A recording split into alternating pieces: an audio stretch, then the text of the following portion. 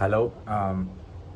Today it's a hot day here, so I'm sitting on my balcony, and I want to talk about why the person that has narcissistic traits can actually really easily manipulate someone that is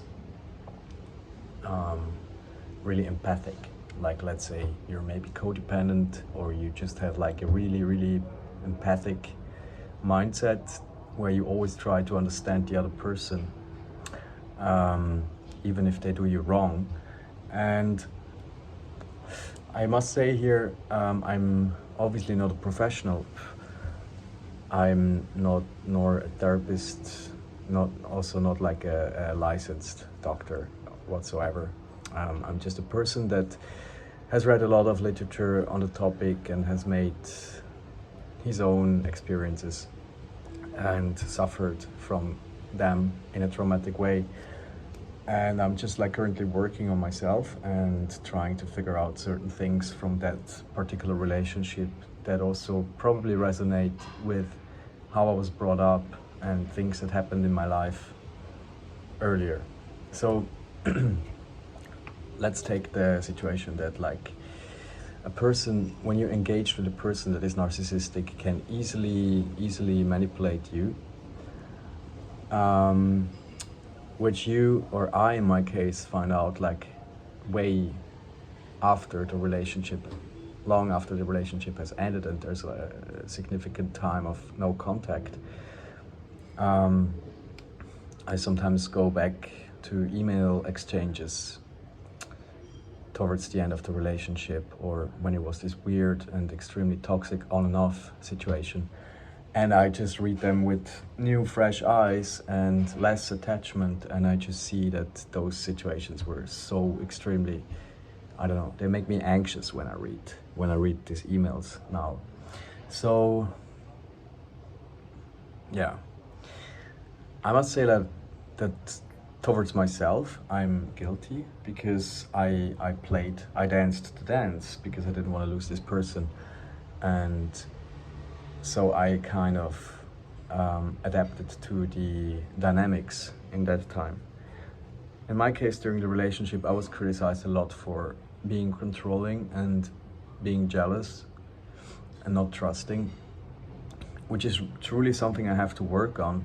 But on the other hand, this was also like during this relationship triggered in a really significant way, like extreme events. And that in the beginning this person also committed certain actions that would trigger me and, as she said, make her more interesting to me, because in her past this has always worked. And she tried for, like, after the big breakdown in this relationship, tried to work on that as well and try to get help, and that obviously made me feel like really happy and safe and kind of defined my idea of love. And this is often happening in relationships with people suffering from narcissistic personality disorder or other cluster B personality disorders, that once these people admit that they do you wrong, you feel this really intense love. Now I would question if that is like healthy on my end or not. And I know for myself that this has to do with my past, with my upbringing, with my parents basically. I would always note, or oftentimes I would note something that isn't right as a child. And my family would like just kind of make me believe it is. And I didn't get what I need on an emotional level. And for instance, once my father, he had a breakdown. It was okay, but he had a breakdown because of his lifestyle. That was also like part of him not being emotionally available to me. I did feel good when he had his breakdown for some reason, because he looked at me and he said, "You were right, I'm sorry." This is a misconception of love, actually, when you have this feeling. And the same thing happens in these relationships with people that are narcissists. maybe once in a while they break down and they admit that they do things wrong, and this triggers you to love them like so much, and it's like rainbows and butterflies and emotional music coming from the back. So this is something that I would say that you need to consider as something. You need to ask yourself if you like this style of loving yourself, if you agree with that, or if you maybe could work on yourself in a way that you see that this is not healthy. And now back to the question. I'm sorry, like I go like a detour. Why can they easily manipulate you? And that is somehow, in my opinion, is really related to the same thing that I was just talking about, that you've been traumatized in your past. Maybe you had like an unavailable parent, or maybe both weren't available, or even worse, which I don't hope for you, they were abusive to you, or also you witnessed abuse between your parents, and it just basically didn't create a safe space for you as a vulnerable child that is reliant on their caretakers and caregivers, which is the parents. So in my case, it was like in these dramatic situations in this relationship with this woman, which is was basically all the time almost, I got somehow in this mindset, and I believe that my whole nervous system was playing the same chords like it was when I was a child.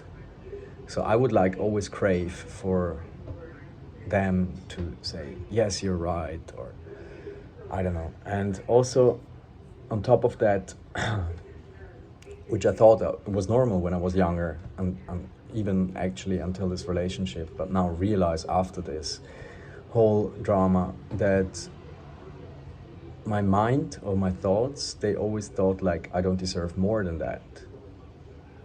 But then my body still reacted in a way, my emotions still reacted in a way that it made me feel sad and sick. And I couldn't really pinpoint what it was. And short story long, or long story short, there were situations where, like a healthy person, I'm not saying I'm unhealthy, I'm not saying you're unhealthy, but just there's some space for improvement, obviously. Situations where like a, let's call them healthy person, would have reacted like in a way where they were like, wow, okay, this I don't deserve. But in my case, it was always somehow, I was convinced that the treatment that I get from my ex was actually exactly what I deserve. And she was really good in reasoning certain things and also pinpointing mistakes I made, like being jealous, being controlling, things like that. Which, if you decontextualize them, they make sense. And I was guilty of those things. But you cannot really decontextualize, right? Like you always have to see the context. Like if someone is in a relationship going on Tinder after a fight, there's some reason why you would become jealous. And if someone is flirting, for instance, with someone else, there's a reason why you become jealous and you become scared that you're going to be hurt. But the thing is that, like, those things, when these things happened, I was so much thrown into the old me, into like my inner child was actually screaming for, please give me love, please give me love. And then there was also a way that in these situations, there was always like some kind of happy end, which didn't only make the relationship and me feel better, but also somehow, maybe in my subconscious, it made me feel like I solved a deeper problem, like I could make the impossible possible, or whatever. So what I think is like these people just, they really play your weirdest, weakest strings. And that throws you in some kind of emotional, maybe even physical and hormonal state where you're completely vulnerable and feel basically worthless and just wait for resolution and for feeling better again. And yeah, as I'm browsing through like old email exchanges or messages that we sent to each other, it was incredible like how much during this time when I was still like entangled in these dynamics, I would really run with that game that she was playing. I would really apologize for certain things, just that she gets her way, and that she doesn't have to confront herself and with the things that she should have taken responsibility for. And yeah, this is really strange. Like it showed me actually on a good note that there were some ways I was conditioned as a human being before this relationship, probably forever, dating back, where I thought, or I knew, or I believed, or I lived in a way where I thought I don't deserve any better. Although like intellectually I know, obviously, and all the advice, I would like advise another person they would say like, yeah, dudes, or hey girl, you don't deserve this stuff. But when you're in it yourself, it's just like as if you're on drugs or something, and you think it's the best thing ever, or the worst thing ever, but you're under the influence. And this exact thing that you actually react based on your trauma, based on your past experiences, and based on your low self-esteem, that you react based on these things towards their actions, gives them a lot of power. And I think they also know that. I mean, they maybe don't wake up in the morning and think, okay, this is the way I get it, my way. But the dynamics just form in a way where they know that they can do these things. So basically they push your buttons and they get things the way they want.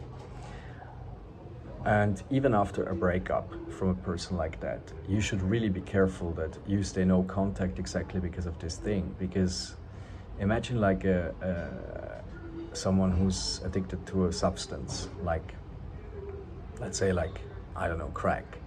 And this person just did crack like for a really long time in a crack park, and goes to rehab. It's really important that this person doesn't walk past this park just right after, until the person is stable and the person knows what other things in life can give them the same rush like the crack does. So you better just, that's also like what is never really mentioned in any videos about why you should go no contact, and but you should just to get out of this, to not be in this vulnerable space where you could actually resonate with these old dynamics. You really need to surround yourself with people that are good and that show you how people have to be treated. And you have to know also that you're easy to manipulate in these things. I learned that. Like, I know that I could bump into this person and there's no contact since like I think a couple of months, and the end was, you see that in another video, it was like awful and really, really violent emotionally. There's a wasp, sorry. And I know for myself that I have to stay away, because I could, like, I don't know, like if I'm out and I would have a drink or something and I would bump into this person, she would still have the power somehow to lure me in, I guess. Or like, I don't know if she would have, but I mean, I see a lot of things really clear now, but yeah, she would have the power. And again, this is also due to the way you are conditioned as a human being, and due to the story of life that you had. So learn about that a little bit and focus on that. So it's kind of like you get two things at a time. Like you learn how to distance yourself from this person, but also you learn a lot about yourself in a like a really positive way. Yeah, so that's my comment on this topic. And whenever I have like an idea for another video, I will just get back here and just post it. Again, like, this is not professional advice or anything like that. It's just based on my experiences and how I process things and what comes out of it, and this I want to share. So, as some kind of like food for thought. Well, have a great summer and see you soon. Ciao.